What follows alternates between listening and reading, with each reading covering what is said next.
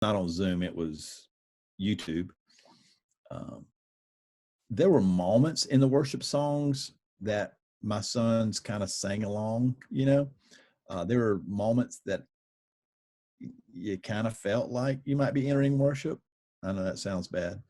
But none of us in the room that I was in was really disciplined enough to kind of engage in worship. You know, I mean, I think it was just kind of, they were singing at us or over us or whatever term you use And there. it can So be that way when you're in the room too.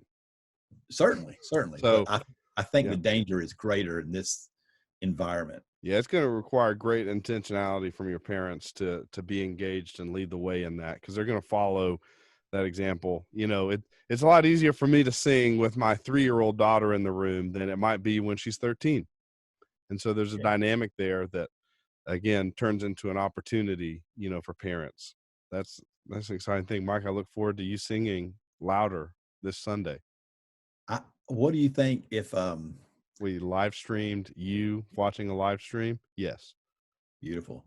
So if you had one person, let's just say not a band, but if you had one person singing, I mean, you know, could it work? I mean, if you had one person kind of on a guitar or a piano, Yeah. you Just think like that? it would if you were in person. I mean, if they can do it in person, then they can do it in front of a webcam also.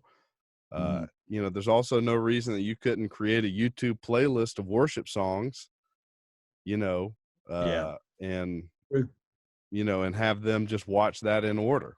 You know, if they're not going to interact with you, you know, you can have a watch party, you know, on Facebook instead of doing Facebook Live. So you can Yeah. still interact while you're watching something.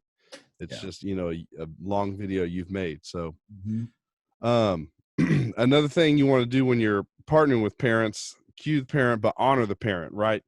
And we know we want to honor the parents. No youth minister sets out going, well, I don't want to, I don't care about the parents. You know, none of us say that, but we have to really go out of our way, because if you're not on the parent side, then you're not on the kid's side. We have to work harder than ever at partnering with the parents and reinforcing the family. And you know, these kids may hate being at home, you know, and so you providing something like this may be their only escape, but your job also is to reinforce the family. And in closing, you know, church, not a monument, right? We know church is a movement, and so your groups need to be a part of that movement. And so one of the things that you, and this is a hard thing, one of the things you have to do is work on mobilizing your students, which is really hard when we're supposed to be socially distant, right? And so and this is something we're all wrestling with, finding the answers here for each of our contexts, because what somebody can do in Marietta is different than what somebody can pull off in Waycross or Adel. You know, there's different opportunities at each of these locations, and so it's a question that you need to be answering. But it's, how are we mobilizing our students? How are we sending them out? You know, are they the ones creating content to bring their friends in? You know, are they the ones organizing coupons to go get really cheap food and make bags for, you know, people to come pick up outside the church? And this is all changing really fast, you know, as we get more information day by day. You know, the answers to those questions are going to be changing. But you know, you want your church to be relevant during this time. And how are you relevant? The answer to the question, how are you relevant, is always, how do you meet a need? You know, if your church can meet needs, if your small groups can meet needs, then your church, and you're making Jesus immediately relevant to a person, because you're meeting a need that they have. And so just, you know, no need is too small to be met or to be focused on. And so just because you can't provide 8,000 meals for every student in your county doesn't mean that you shouldn't be doing something to meet a need. And that's, so if you get good ideas for what you're doing to mobilize your students, you know, please be sharing those with everybody, Love to because hear. I mean, it's hard to come up with ideas sometimes, you know. I mean, just, you know, go make a web page that says Coronavirus Youth Ministry real quick, and you'll get a bunch of hits, because there's a lot of people out there searching, you know, for what to do with their students when they're not supposed to be around a bunch of people? So, you're talking about needs of students, and this is kind of might be outside the context of small group, but it definitely speaks to the needs.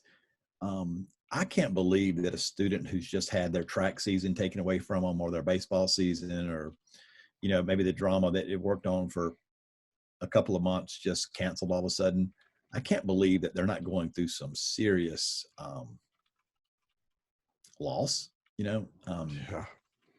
Uh, we were having my niece last night. I mean, she just started talking about the mission trip that she was supposed to go on spring break, and she just started crying.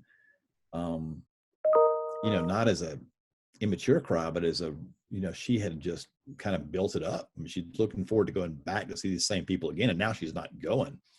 So there's a lot of opportunity to minister to hurting kids, and the losses that they're experiencing. Yep, it's devastating. Their routine has been ripped out from underneath them. All their expectations of the past 16 years of their life just gone. What they're expecting is not going to happen. And so I think there's a big opportunity here for us to create new routines, for them. I know how well my 3-year-old does with routines, but there's teenagers that operate very similarly in routines, because yeah. So, what are some new routines you can create? If you're sending out, you're sending out devotions, you do a giveaway every Monday, there's a lot of ideas out there for what new routines you can create. A lot of these students are who've been away at college. Their classes are now canceled and they're coming home.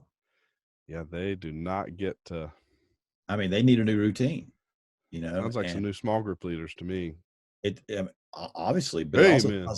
it sounds like a new opportunity for you to minister some of the students that were in your group last year and the year before. Hey, let's have a Google Hangout and just talk about what school is like and what we're going to do now that we're back home. And it's just an opportunity I don't want you to miss, because those kids that went to Vanderbilt, those kids that went to Georgia Southern or wherever, they're driving home right now, or they're home already.